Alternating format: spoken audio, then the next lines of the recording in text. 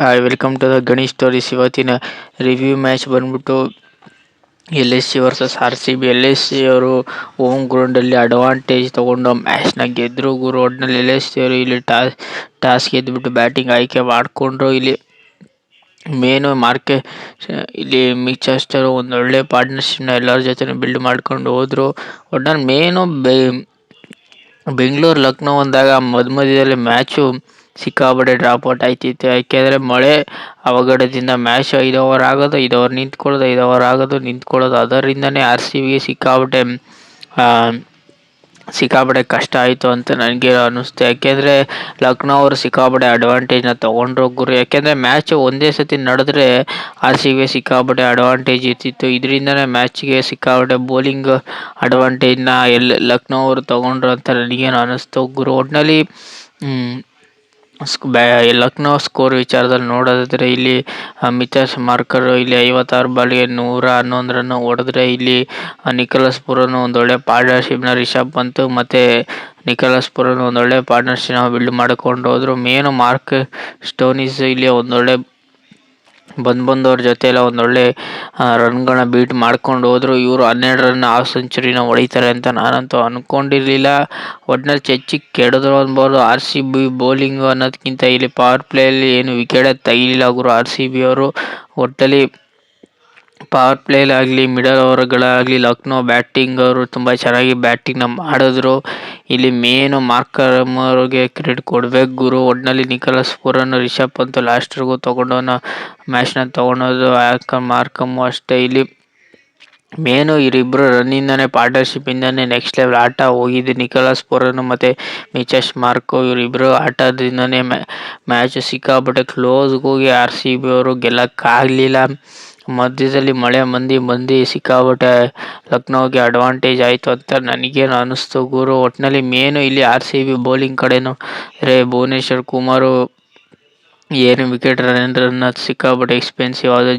Hazlewood 1 wicket ತಗೊಂಡು ಸಿಕ್ಕಾಪಟ್ಟೆ expensive ಆದರೆ, ಇಲ್ಲಿ ಕುಲ್ದೀಪ್ ಯಾದವ್ 1 ವಿಕೆಟ್ ತಗೊಂಡು ಸಿಕ್ಕಾಪಟ್ಟೆ ಎಕ್ಸ್ಪೆನ್ಸಿವ್ ಆದರು. ಇಲ್ಲಿ ನುತನ್ ಶರ್ಮಾ 1 ವಿಕೆಟ್ ತೆಗೆದ್ರೆ, ಇಲ್ಲಿ ಹೇಳ್ಕೊಳ್ಳೋ ವಿಕೆಟ್ಗಳು ಯಾರು ತೆಗಿಲಿಲ್ಲ. ಮೇನು ಹೇಸಲ್ವುಡ್ ಸಿಕ್ಕಾಪಟ್ಟೆ ಎಕ್ಸ್ಪೆನ್ಸಿವ್ ಆದರೂ ಮಿನಿಮಮ್ 50 ರನ್ ಹೊಡೆಸ್ಕೊಂಡು ಇಲ್ಲಿ ಎಲ್ಲರಿಗಿಂತ ಸಿಕ್ಕಾಪಟ್ಟೆ ಎಕ್ಸ್ಪೆಕ್ಟೇಷನ್ ಇದಿದೆ ಅವ್ರ ಮೇಲೆ. ಅವರು ಗೇಮ್ ಚೇಂಜಿಂಗ್ ಮಾಡಲಿಲ್ಲ.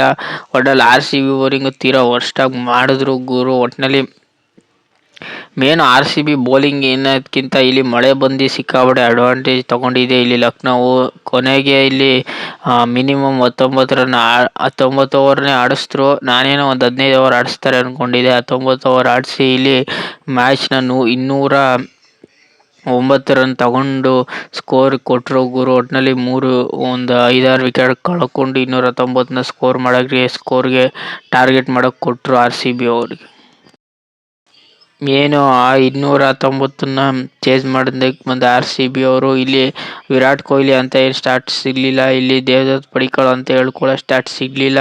ಒಟ್ಟಲ್ಲಿ ವಿರಾಟ್ ಕೊಹ್ಲಿನ 0ಗೆ ಔಟ್ ಆದರು. ಅಲ್ಲೇ ಏನಾರ ಆರ್ ಸಿ ಬಿ ಅವರು ಸಿಕ್ಕಾಪಟ್ಟೆ ಡೌನ್ಫಾಲ್ ಆಯಿತು ಅಂತ ನನಗೇನು ಅನ್ನಿಸ್ತು. ಒಟ್ಟಿನಲ್ಲಿ ಮೇನು ಇಲ್ಲಿ ಲಕ್ನೋ ಬಾಲ್ಗೆ ಕ್ರೆಡಿಟ್ ಕೊಡಬೇಕು. ಇಲ್ಲಿ ಪವರ್ ಪ್ಲೇಯಲ್ಲಿ ಮಿನಿಮಮ್ಮು 1-2 ವಿಕೆಟ್ ಕಳ್ಕೊಬಿಟ್ಟಿದ್ರು. ಒಟ್ಟಿನಲ್ಲಿ ಬ್ಯಾಕ್ ಟು ಬ್ಯಾಕ್ ವಿಕೆಟ್ಗಳನ್ನ ಇಲ್ಲಿ ಆರ್ ಸಿ ಬಿ ಅವರು ವಿಕೆಟ್ ಕಳ್ಕೊಂಡಿದ್ದಕ್ಕೇ ಅಲ್ಲೇ ಒಂಚೂರು ಯಾಕೋ ಆರ್ ಸಿ ಬಿಗೆ ಮಳೆ ಬಂದು ಹೋಗೋದಾಗಲಿ ಬ್ಯಾಟಿಂಗ್ ಅಡ್ವಾಂಟೇಜ್ನ ಸಿಕ್ಕಾಪಟ್ಟೆ ಲಕ್ನೋ ಅವರು ತೊಗೊಂಡು. ಒಟ್ಟಿನಲ್ಲಿ ಈ ಮ್ಯಾಚಲ್ಲಿ ದೇವದತ್ ಪಡಿಕ್ಕಲ್ ರನ್ ಎಷ್ಟಪ್ಪ ಹೊಡೆದ್ರೆ, ಇಲ್ಲಿ 25 ಬಾಲ್ಗೆ 34 ಹೊಡೆದ್ರೆ, ಇಲ್ಲಿ ಮೇನು ಇಲ್ಲಿ ದಿನೇಶ್ ಶರ್ಮಾ ಅಂತ ಹೇಳ್ಕೊಳ್ಳೋ ಆಟ ಆಡಲಿಲ್ಲ. ದೇವದತ್ ಪಡಿಕ್ಕಲ್ ಒಂದೊಳ್ಳೆ ಕ್ಯಾಮಿನೆಸ್ನ ಆಡಿದ್ರು ಗುಲಿ. ಇಲ್ಲಿ ರಜತ್ ಪಡಿಕ್ಕಲ್ ಲಾಸ್ಟ್ವರೆಗೂ ತೊಗೊಂಡೋಗಿ ಮ್ಯಾಚ್ನ ತೊಗೊಂಡೋದ್ರು. ಇಲ್ಲಿ ಕುಲ್ದೀಪ್ ಯಾದವ್ ಮತ್ತು ಅವರಿಬ್ಬರ ಜೊತೆ ತೊಗೊಂಡು ಇದು ಪಾರ್ಟ್ನರ್ಶಿಪ್ಪೇ ಚೆನ್ನಾಗಿತ್ತು. ಯಾವಾಗ ಇಲ್ಲಿ ಜಿತೇಶ್ ಶರ್ಮಾ ಅಂತ ಹೇಳ್ಕೊಳ್ಳೋ ಆಟ ಆಡಲಿಲ್ಲ. ಅದರಿಂದನೇ ಒಂಚೂರು ಯಾಕೋ ಆರ್ ಸಿ ಬಿ ಹಿಂದೆ ಟಿಕ್ತು ಅಂತ ನನಗೇನೋ ಕಾಣಿಸ್ತು.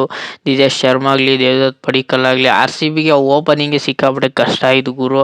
ಅದರಿಂದನೇ ಸಿಕ್ಕಾಪಟ್ಟೆ ಸ್ಟ್ರಗಲ್ ಪಟ್ಟರು ಅಂತ ನನಗೇನೋ ಕಾಣಿಸ್ತು. ಓಪನಿಂಗು ಪವರ್ ಪ್ಲೇ ಅಂತ ಸ್ಟಾರ್ಟ್ ಏನು ಸಿಗಲಿಲ್ಲ. ಇಲ್ಲಿ ಮಿಡಲ್ ಓವರ್ಗಳಲ್ಲಿ ತುಂಬ ಚೆನ್ನಾಗಿ ಸ್ಟಾರ್ಟ್ ಮಾಡಿಕೊಂಡ್ರು ಆರ್ ಸಿ ಬಿ ಅವರು. ರಜತ್ ಪಡಿಕ್ಕಲ್ ಲಾಸ್ಟ್ವರೆಗೂ ನಿಂತಿದ್ರೆ ಮ್ಯಾಚ್ ಗೆಲ್ಲೋ ಚಾನ್ಸಸ್ ಸಿಕ್ಕಾಪಟ್ಟೆ ಇರ್ತಿತ್ತು. ಒಟ್ಟಲ್ಲಿ ಲಕ್ನೋ ಬೌಲಿಂಗ್ ಕ್ರೆಡಿಟ್ ಕೊಡಬೇಕು ಗುರು. ಇಲ್ಲಿ ಕುಲ್ದೀಪ್ ಯಾದವ್ ಮತ್ತು ಇನ್ನೊಂದು ಸ್ವಲ್ಪ ಅಗ್ರೆಸಿವ್ನೆಸ್ ತೋರಿಸಿದೆ. 9 ರನ್ ಗೆಲ್ಲೋ ಚಾನ್ಸಸ್ ಸಿಕ್ಕಾಪಟ್ಟೆ ಇರ್ತಿತ್ತು. ಇಲ್ಲಿ ಮೇನ್ ಕುಲ್ದೀಪ್ ಯಾದವ್, ಜಸ್ಟನ್ ಪಡಿಸಲ್ ಇವರಿಬ್ರು ಒಂದೊಳ್ಳೆ ಕ್ಯಾಮಿಯನ್ ಇನ್ನಿಂಗ್ಸ್ ಆಡಿದ್ರು, ಮ್ಯಾಚ್ ಗೆಲ್ಸಕ್ಕಾಗಲಿಲ್ಲ. ಇಲ್ಲಿ ಮೇನು ಲಕ್ನೋ ಬೌಲಿಂಗ್ ವಿಚಾರದಲ್ಲಿ ನೋಡಿದ್ರೆ ಮೊಹಮ್ಮದ್ ಸಿರಾಜ್ ಒಂದು ಕ್ರೂಷಿಯಲ್ ವಿಕೆಟ್ ತಕ್ಕೊಟ್ರೆ ಬಂದವರೆಲ್ಲ ತುಂಬ ಚೆನ್ನಾಗಿ ಮಾಯಾಂಕ್ ಯಾದವ್ ಒಂದು ಸಿಕ್ಕಾಪಟ್ಟೆ ಎಕ್ಸ್ಪೆನ್ಸಿವ್ ಆದರು. ಬಂದವರೆಲ್ಲ ಸಿಕ್ಕಾಪಟ್ಟೆ ಎಕ್ಸ್ಪೆನ್ಸಿವ್ ಆದರೆ ಇಲ್ಲಿ ಏನು ಮ್ಯಾಟ್ರ್ ಆಗಲಿಲ್ಲ ಗುರು. ಒಟ್ಟಿನಲ್ಲಿ ಇಲ್ಲಿ ಮೇನು ಲಕ್ನೋ ಬೌಲಿಂಗು ತುಂಬ ಚೆನ್ನಾಗಿತ್ತು ಅನ್ನೋದಕ್ಕಿಂತ RCB ಸಿಕ್ಕಾಪಟ್ಟೆ ಮಳೆ ಬಂದು ಗಾಬರಿ ಆದ್ರೆ ಅಂತ ನನಗೇನು ಅನ್ನಿಸ್ತು ಗುರು. ಅದರಿಂದನೇ ಇವರು ಅಡ್ವಾಂಟೇಜ್ನ ತೊಗೊಂಡ್ರು. ಹೋಮ್ ಗ್ರೌಂಡ್ ಅಡ್ವಾಂಟೇಜ್ ಇತ್ತು, ಅದರಿಂದನೇ ಸಿಕ್ಕಾಪಟ್ಟೆ ಇವ್ರ ಕಡೆನೇ ಸಿಕ್ಕಾಪಟ್ಟೆ ಪಾಸಿಟಿವ್ಗಳು ಆಯಿತು. ಒಟ್ಟಲ್ಲಿ ಮೇನು RCB ಗೆಲ್ಲೋ ಮ್ಯಾಚ್ನ ಸೋತರು ಅಂತ ನನಗೇನು ಅನ್ನಿಸ್ತು. ಒಟ್ಟಿನಲ್ಲಿ ಇವ್ರದ್ದು ಬ್ಯಾಟಿಂಗ್ ಸ್ಟ್ರೆಂತ್ ತುಂಬ ಚೆನ್ನಾಗಿತ್ತು. ಯಾವ ಟೈಮಲ್ಲಿ ಕ್ಲಿಕ್ ಆಗಬೇಕಿತ್ತು ಆ ಟೈಮಲ್ಲಿ ಕ್ಲಿಕ್ ಆಗಲಿಲ್ಲ. RCB ಅವರು ಓಪನಿಂಗು ಅಂತ ಹೇಳ್ಕೊಳ್ಳೋ ಸ್ಟಾರ್ಟ್ ಸಿಗಲಿಲ್ಲ. ಪವರ್ ಪ್ಲೇ ಮಿನಿಮಮ್ 2 ವಿಕೆಟ್ನ ಎತ್ತಿಬಿಟ್ಟಿದ್ರು ಗುರು. ಒಟ್ಟಲ್ಲಿ ಮೇನು 209ಗೆ ಚೇಂಜ್ ಮಾಡೋಕ್ಕೆ ಬಂದವರು ಒಟ್ಟಿನಲ್ಲಿ ಬೇಗನೆ ಔಟ್ ಆದರು ಅಂತ ಹೇಳೋಕ್ಕಾಗಲ್ಲ. ಇಲ್ಲಿ 19 ಓವರ್ನ ಚೇಂಜ್ ಮಾಡೋಕ್ಕೆ ಕೊಟ್ಟರು. ಇಲ್ಲಿ RCB ಅವರು ಸಿಕ್ಕಾಪಟ್ಟೆ ಸ್ಟ್ರಗಲ್ ಪಟ್ಟರು ಗುರು. ಮೇನು ರಜತ್ ಪಡಿತಾಳು ಮತ್ತು ಇಲ್ಲಿ ದೇವದತ್ ಪಡಿತಾಳು ಮತ್ತು ಇವರಿಬ್ಬರಿಂದನೇ ತುಂಬ ಚೆನ್ನಾಗಿ ಆಡಿದ್ರು. ಇಲ್ಲಿ ಮೇನು ಕುಲ್ದೀಪ್ ಯಾದವ್ ಒಂದೊಳ್ಳೆ ಕ್ಯಾಮಿಯನ್ನ ಆಡಿದ್ರು. RCB ಬೌಲಿಂಗಿಂದನೇ ಅರ್ಧ ಮ್ಯಾಚ್ನ ಸೋತರು ಅಂತ ನನಗೆ ಅನ್ನಿಸ್ತು ಗುರು. ಮತ್ತು ಮಳೆಯಿಂದನೂ ಅರ್ಧ ಮ್ಯಾಚ್ನ ಸೋತರು. ಒಟ್ಟಿನಲ್ಲಿ RCB ವರ್ಸಸ್ ಲಕ್ನೋವಲ್ಲಿ RCB ಗೆಲ್ತಾರೆ ಅಂದ್ಕೊಂಡಿದ್ದೆ, ಆದರೆ ಲಕ್ನೋವು 9 ರನ್ಗಳ ಭಾರಿ ಜಯವನ್ನು ಗೆದ್ದರು ಗುರು. ಒಟ್ಟಿನಲ್ಲಿ ಟೇಬಲ್ ಲಾಸ್ಟಲ್ಲಿ ಇದ್ದವರು ಟೇಬಲ್ 2ನೇ ಪಾಯಿಂಟಿಗೆ ಬಂದವರೆ ಗುರು. ಒಟ್ಟಿನಲ್ಲಿ RCB ವರ್ಸಸ್ ಲಕ್ನೋವಲ್ಲಿ RCB ಅವರು ಮ್ಯಾಚ್ನ ಹೇಳಿದೆ ಪ್ರಿವ್ಯೂ ವಿಡಿಯೋದಲ್ಲಿ. ಒಟ್ಟಿನಲ್ಲಿ RCB ಗೆಲ್ತಾರೆ ಅಂತ ಹೇಳಿದೆ, RCB ಅವರು ಗೆಲ್ಲಿಲ್ಲ. ಲಕ್ನೋ ಅವರು ಹೋಮ್ ಗ್ರೌಂಡ್ ಅಡ್ವಾಂಟೇಜ್ನ ತಗೊಂಡು ಮ್ಯಾಚ್ನ ಗೆದ್ರು ಗುರು. ಒಟ್ಟಿನಲ್ಲಿ ಪ್ರಿವ್ಯೂ ಮ್ಯಾಚ್ ಬಂದ್ಬಿಟ್ಟು DC ವರ್ಸಸ್ KKR ಗುರು. DC ಆದ ಹೋಮ್ ಗ್ರೌಂಡಲ್ಲಿ ಇಲ್ಲಿ ಮಿನಿಮಮ್ ಸ್ಕೋರ್ ಬಂದ್ಬಿಟ್ಟು DC ಅವರು 5 ಮ್ಯಾಚಲ್ಲಿ 1 ಮ್ಯಾಚ್ ಗೆದ್ಕೊಬತ್ತಿದ್ರೆ KK ಅವರು 5 ಮ್ಯಾಚಲ್ಲಿ 3 ಮ್ಯಾಚ್ನ ಗೆದ್ಕೊಬತ್ತವ್ರೆ. ಒಟ್ಟಿನಲ್ಲಿ ಇಬ್ಬರು ಟೇಬಲ್ ಲಾಸ್ಟಲ್ಲೇ ಅವರೇ. ಒಟ್ಟಿನಲ್ಲಿ ಮೇನ್ ಗುರು ಇಲ್ಲಿ DC ವರ್ಸಸ್ KKR ಅಂದಾಗ KKR ಅವರು ಸಿಕ್ಕಾಪಟ್ಟೆ ಇಂಪ್ಯಾಕ್ಟ್ ಮಾಡ್ಕೋತಿದ್ದಾರೆ. ಒಟ್ಟಿನಲ್ಲಿ ಟೂರ್ನಮೆಂಟಿಂದ 2 ಟೀಮು ಆಚೆ ಉಳಿದಿದ್ರು. ಈ ಮ್ಯಾಚ್ನ ಗೆಲ್ತಾರ ಅಂದರೆ ಒಂಚೂರು KKR ಸಿಕ್ಕಾಪಟ್ಟೆ ಕಷ್ಟ. ಯಾಕೆಂದರೆ KKR ಅವರು ಹೋಮ್ ಗ್ರೌಂಡ್ ಅಲ್ಲ, ಇದು DC ಹೋಮ್ ಗ್ರೌಂಡ್ ಆದಾಗ ಸಿಕ್ಕಾಪಟ್ಟೆ ಪಾಸಿಟಿವ್ ಇದೆ. ಈಗ ಬರೋ ಮ್ಯಾಚಲ್ಲಿ ಆಲ್ಮೋಸ್ಟ್ ಯಾರ್ದು ಹೋಮ್ ಗ್ರೌಂಡ್ ಇರುತ್ತೆ ಅವರು ಮ್ಯಾಚ್ ಗೆಲ್ಲೋ ಚಾನ್ಸಸ್ ಸಿಕ್ಕಾಪಟ್ಟೆ ಇದ್ದೇ ಇರುತ್ತೆ. ಯಾರು ಮಿನಿಮಮ್ಮು 220-250 ಹೊಡಿತಾರೆ ಅವರು ಮ್ಯಾಚ್ ಗೆಲ್ಲೋ ಚಾನ್ಸಸ್ ಸಿಕ್ಕಾಪಟ್ಟೆ ಇದ್ದೇ ಇರುತ್ತೆ. ಇದು ಬ್ಯಾಟಿಂಗ್ ಫ್ರೆಂಡ್ಲಿ ಆಗಿರೋದ್ರಿಂದ ಒಟ್ಟಿನಲ್ಲಿ ಫಸ್ಟ್ ಬ್ಯಾಟಿಂಗ್ ಆಡ್ತಾರೆ ಅವರು. ಸಿಕ್ಕಾಪಟ್ಟೆ ಅಡ್ವಾಂಟೇಜ್ ಅಂತೂ ಸಿಕ್ಕಾಪಟ್ಟೆ ಇರುತ್ತೆ. ಸ್ಪೀಡಿಂಗ್ ಬಾಲಲ್ಲಿ ಸ್ಪೀಡಿಂಗ್ ಬಾಲ್ಗೆ ಸಿಕ್ಕಾಪಟ್ಟೆ ಅಡ್ವಾಂಟೇಜ್ ಇರುತ್ತೆ ಅಂತ ನನಗೇನೋ ಕಾಣಿಸ್ತಿದೆ ಗುರು. ಒಟ್ಟಿನಲ್ಲಿ DC ಟೀಮಲ್ಲಿ ಯಾರ್ಯಾರಪ್ಪ ಇರ್ತಾರೆ ಅಂದರೆ DC ಟೀಮಲ್ಲಿ ಆಸ್ ಯೂಶುವಲ್ ಇಲ್ಲಿ ಕ್ಯಾಪ್ಟನ್ ಆಗಿ ಅಕ್ಷಯ್ ಪಟೇಲ್ ಇರ್ತಾರೆ, ಮತ್ತು ಓಪನರ್ ಆಗಿ ಇಲ್ಲಿ KL ರಾಹುಲ್ ಮತ್ತು ಪ್ರತೀಶ್ ಇರ್ತಾರೆ ಗುರು. ಒಟ್ಟಿನಲ್ಲಿ ಮೇನು ಇಲ್ಲಿ ರಾಹುಲ್ ಮತ್ತು ಒಂದೊಳ್ಳೆ ಓಪನಿಂಗ್ ಪಾರ್ಟ್ನರ್ಶಿಪ್ ಸಿಕ್ಕಿದ್ರೆ ಚೆನ್ನಾಗಿರುತ್ತೆ. ಇಲ್ಲಿ ನಿತೀಶ್ ಕುಮಾರ್ ರೆಡ್ಡಿ ಅವರು ತುಂಬ ಚೆನ್ನಾಗಿ ಆಡ್ತಾರೆ. ನಿತೀಶ್ ರಾಣಾ ಅವರು ಇಬ್ಬರು ಕ್ಲಿಕ್ ಆದರೆ ನೆಕ್ಸ್ಟ್ ಲೆವೆಲ್ ಆಟ ಅಂತ ಇದ್ದೇ ಇರುತ್ತೆ. ಇಲ್ಲಿ ಶಮಿ ಮತ್ತು ಮೇನು ಡೇವಿಡ್ ಮಿಲ್ಲರು ಇವರಿಬ್ಬರಿಂದನೇ ಕ್ಲಿಕ್ ಆದರೆ ನೆಕ್ಸ್ಟ್ ಲೆವೆಲ್ ಬ್ಯಾಟಿಂಗ್ ಅಂತ ಇದ್ದೇ ಇರುತ್ತೆ. ಬೌಲಿಂಗ್ ವಿಚಾರದಲ್ಲಿ ಇಲ್ಲಿ ಮುಖೇಶ್ ಕುಮಾರ್ ಆಗಲಿ, ನಟರಾಜನ್ ಆಗಲಿ, ಕುಲ್ದೀಪ್ ಯಾದವ್ ಆಗಲಿ ಮತ್ತು ಲುಂಗಿ ಇಂಗಿಡೆ ಆಗಲಿ, ಇವ್ರು 4 ಜನದಲ್ಲಿ ಒಬ್ಬರು ಕ್ಲಿಕ್ ಆಗಿದ್ರು. DC ಅವರು ನೆಕ್ಸ್ಟ್ ಲೆವೆಲ್ ಬೌಲಿಂಗ್ ವಿಚಾರದಲ್ಲಿ ತುಂಬ ಚೆನ್ನಾಗಿ ಕಾಣ್ತಾರೆ ಅಂತ ನನಗೇನೋ ಕಾಣ್ತಿದೆ ಗುರು. ಒಟ್ಟಿನಲ್ಲಿ DC ಅವರು ಬ್ಯಾಟಿಂಗ್ ವಿಚಾರದಲ್ಲಿ ತುಂಬ ಚೆನ್ನಾಗಿ ಕಾಣ್ತಿದೆ. ಮಿಡಲ್ ಆರ್ಡರಲ್ಲಿ ಯಾಕೋ ಟಫ್ ಕಾಣ್ತಿಲ್ಲ ಅಂತ ನನಗೇನೋ ಕಾಣಿಸ್ತಿದೆ. ಬೌಲಿಂಗ್ ವಿಚಾರದಲ್ಲಿ ಕುಲ್ದೀಪ್ ಯಾದವ್ ಗೇಮ್ ಚೇಂಜಸ್ ಮಾಡೋ ಚಾನ್ಸಸ್ ಸಿಕ್ಕಾಪಟ್ಟೆ ಇದ್ದೇ ಇರುತ್ತೆ ಗುರು. ಒಟ್ಟಿನಲ್ಲಿ ಬರ್ತಾರೆ ಅಂದರೆ ಇಲ್ಲಿ ಅಜಿಂಕ್ಯ ರಹಾನೆ ಕ್ಯಾಪ್ಟನ್ಸಿನ ವಹಿಸ್ಕೋತಾರೆ. ಮತ್ತು ಇಲ್ಲಿ ಯಾರ್ಯಾರು ಇರ್ತಾರೆ ಅಂದರೆ ಇಲ್ಲಿ ಕ್ಯಾಮ್ರನ್ ಗ್ರೀನ್ ಇರ್ತಾರೆ, ಮತ್ತು ಪೂರನ್ ಇರ್ತಾರೆ, ಮತ್ತು ಮನೀಶ್ ಪಾಂಡೆ ಇರ್ತಾರೆ, ರಿಂಕು ಸಿಂಗ್ ಇರ್ತಾರೆ, ಮತ್ತು ಸುನೀಲ್ ನಾಯರ್ ಇರ್ತಾರೆ. ಇವರು ಮಾಡ್ತಿರೋ ತಪ್ಪು ಏನಂದರೆ KKR ಅವರು ಸುನೀಲ್ ನಾಯರ್ನ ಓಪನಿಂಗ್ ಸ್ಟಾರ್ಟಲ್ಲಿ ಕಳಿಸಿದ್ರೆ ಮ್ಯಾಚ್ ಟರ್ನ್ ಓವರ್ ಆಗೋ ಚಾನ್ಸಸ್ ಸಿಕ್ಕಾಪಟ್ಟೆ ಇರುತ್ತೆ. ಅನುರ್ ರಾವತ್ ಇರ್ತಾರೆ, ಮತ್ತು ಕಾರ್ತಿಕ್ ಇರ್ತಾರೆ, ಮತ್ತು ಮೇನು ವೈಭವ್ ಆರೋಗ್ಯ ಇದ್ದರೆ ಇಲ್ಲಿ ವರುಣ್ ಚಕ್ರವರ್ತಿ ಗೇಮ್ ಚೇಂಜಸ್ ಮಾಡಲೇಬೇಕು ಗುರು ಅಂತ ನನಗೇನೋ ಕಾಣಿಸ್ತಿದೆ. ಟೀಮು ಚೇಂಜಸ್ ಇರುತ್ತಾ ಅಂದರೆ ಹೌದು ಇದ್ದೇ ಇರುತ್ತೆ ಅಂತ ನನಗೇನೋ ಕಾಣಿಸ್ತಿದೆ ಗುರು. ಒಟ್ಟಿನಲ್ಲಿ KKR ಅವರು ಓಪನಿಂಗ್ ಅಂತ ಸ್ಟಾರ್ಟ್ ಇಲ್ಲ, ಮಿಡಲ್ ಆರ್ಡರ್ ಅಂತ ಏನಿಲ್ಲ. ಲಾಸ್ಟ್ ಬ್ಯಾಟರ್ ರಿಂಕು ಸಿಂಗು ಮತ್ತು ಸೂರ್ಯ ನಾರಾಯಣ ಇವರಿಬ್ಬರ ಮೇಲೆ ಬಿಟ್ಟರೆ ಅಂತ ಹೇಳ್ಕೊಳ್ಳೋ ನಂಬಿಕೆ ಇಲ್ಲ ಅಂತ ನನಗೇನೋ ಕಾಣಿಸ್ತಿದೆ ಗುರು. ಒಟ್ನಲ್ಲಿ KKR ಅಲ್ಲಿ ಟೋಟಲ್ ಆಗಿ ಇಷ್ಟು ಜನ ಇರ್ತಾರೆ.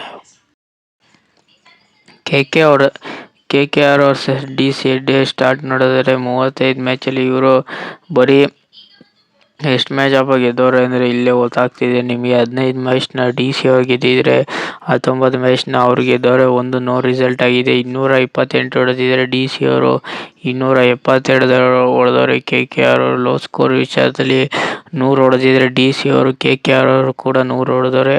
ಒಟ್ಟಿನಲ್ಲಿ KKR ಈಗಿರೋ ಟೀಮ್ ಬೇರೆ, DC ಈಗಿರೋ ಟೀಮ್ ಬೇರೆ. DC ವರ್ಸಸ್ KKR ಅಂದಾಗ ನನ್ನ ಪ್ರಕಾರ KKR ಅವರು ಕೊನೆಯವರೆಗೂ ಫಸ್ಟ್ ಬ್ಯಾಟಿಂಗ್ ತೊಗೊಂಡ್ರೆ KKR ಒಂಚೂರು ಸ್ಟ್ರಗಲ್ ಪಡ್ತಾರೆ ಅಂತ ನನಗೇನೋ ಕಾಣಿಸ್ತಿದೆ. DC ಫಸ್ಟ್ ಬ್ಯಾಟಿಂಗ್ ಆದ್ರೂ ತಗೊಳ್ಳಿ, ಬೌಲಿಂಗ್ ಆದ್ರೂ ತಗೊಳ್ಳಿ, ಒಂದೊಳ್ಳೆ ಸ್ಕೋರ್ನ ಕಲೆ ಹಾಕ್ತಾರೆ ಅಂತ ನನಗೇನೋ ಕಾಣ್ತಿದೆ ಗುರು. ಒಟ್ನಲ್ಲಿ DC ಬ್ಯಾಟಿಂಗ್ ವಿಚಾರದಾಗಲಿ ಬೌಲಿಂಗ್ ವಿಚಾರದಲ್ಲಿ ತುಂಬ ಚೆನ್ನಾಗಿ ಆಟನ ಆಡ್ತಾರೆ. ಆದರೆ ಇಲ್ಲಿ KKRನ ಸಿಕ್ಕಾಪಟ್ಟೆ ಡಾಮಿನೇಟ್ ಮಾಡ್ತಾರೆ ಅಂತ ನನಗೇನೋ ಕಾಣಿಸ್ತಿದೆ. KKR ಅವರು ಬೌಲಿಂಗ್ ವಿಚಾರದಲ್ಲೂ ಅಷ್ಟಕ್ಕಷ್ಟೇ, ಬ್ಯಾಟಿಂಗ್ ವಿಚಾರದಲ್ಲೂ ಅಷ್ಟಕ್ಕಷ್ಟೇ ಅಂತ ಇದು ಕಾಣ್ತಿದೆ ಗುರು. ಒಟ್ಟಿನಲ್ಲಿ KKR ವರ್ಸಸ್ DC ಅಂದಾಗೆಲ್ಲ ನನ್ನ ಪ್ರಕಾರ ಈ KKR ಅವರು ಈ ಮ್ಯಾಚ್ನ ಗೆಲ್ಲೋದು ಡೌಟು ಗುರು. ಈ DC ಅವರು ಈ ಮ್ಯಾಚ್ನ ಗೆಲ್ತಾರೆ ಅಂತ ನನಗೇನೋ ಕಾಣಿಸ್ತಿದೆ. ಆದರೆ KKR ಅವರು ಟಫ್ ಕಾನ್ಫಿಡೆನ್ಸ್ನ ಆಟನ ಕೊಡ್ತಾರೆ ಅಂತ ನನಗೇನೋ ಕಾಣಿಸ್ತಿದೆ. ಒಟ್ನಲ್ಲಿ KKR ವರ್ಸಸ್ DC ಅವರು KKRನ ಡಾಮಿನೇಟ್ ಮಾಡ್ತಾರೆ. ಒಟ್ಟಿನಲ್ಲಿ DC ವರ್ಸಸ್ KKR ಅಲ್ಲಿ DC ಮ್ಯಾಚ್ನ ಗೆಲ್ತಾರೆ ಗುರು. ಒಟ್ಟಿನಲ್ಲಿ LSG versus RCB review video ಇಷ್ಟ ಆಗಿದೆ. KKR versus DC preview video ನಿಮಗೇನೋ ಇಷ್ಟ ಆಗಿದೆ, ಲೈಕು, ಶೇರು, ಸಬ್ಸ್ಕ್ರೈಬು. ಸುಮಾರು ಜನ ಸಬ್ಸ್ಕ್ರೈಬ್ ಮಾಡದೆ ನೋಡ್ತಿದ್ರೆ ಬೇಗ ಸಬ್ಸ್ಕ್ರೈಬ್ ಮಾಡ್ಕೊಳ್ಳಿ. 1000 ಸಬ್ಸ್ಕ್ರೈಬ್ ಕಂಪ್ಲೀಟ್ ಮಾಡಿ ಗುರು. ವಿಡಿಯೋ ನೋಡ್ಬಿಡ್ತೀರ, ಒಂದು ಸಬ್ಸ್ಕ್ರೈಬ್ ಮಾಡಲ್ಲ. ಯಾರು ಗೆಲ್ತಾರೆ, ಯಾರು ಸೋರ್ತಾರೆ, ಏನು ಅನ್ನಿಸ್ತು ವಿಡಿಯೋ ಬಗ್ಗೆ ನೀವೇನು ಕಮೆಂಟು ಮಾಡಲ್ಲ, ಒಂದು ಲೈಕು ಮಾಡಲ್ಲ, ಶೇರು ಮಾಡಲ್ಲ. ಫ್ರೀ ಇದೆ ಸಬ್ಸ್ಕ್ರೈಬ್ ಆಗೋದು, ಬೇಗ ಸಬ್ಸ್ಕ್ರೈಬ್ ಮಾಡ್ಕೊಳ್ಳಿ. ಸಿಗೋ ಮುಂದಿನ ವಿಡಿಯೋದಲ್ಲಿ ಗುರು. ಅಟ್ಲೀಸ್ಟ್ 400 ಸಬ್ಸ್ಕ್ರೈಬ್ ಕಂಪ್ಲೀಟ್ ಮಾಡಿ ಗುರು.